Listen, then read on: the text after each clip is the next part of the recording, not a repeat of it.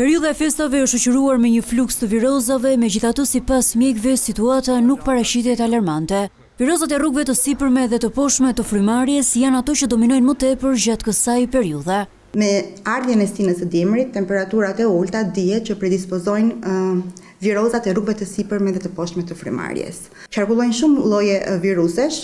Në pjesë më të madhe të rasteve, infeksionet të fëmijëve janë infeksione virale. Virusi RSV-ja, virusi respirator sincicial, që prek kryesisht fëmijët e vegjël nën mosha 2 vjeç.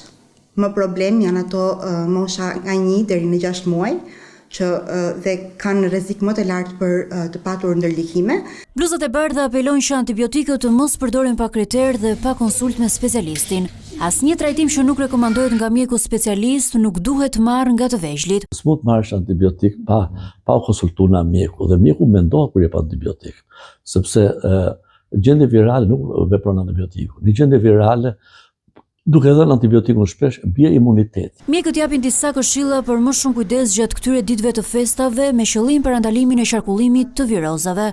E para njerë, le të themi që duhet kujdesemi për të patur një sistem imunitar të fortë të fëmijës. Si arrihet kjo?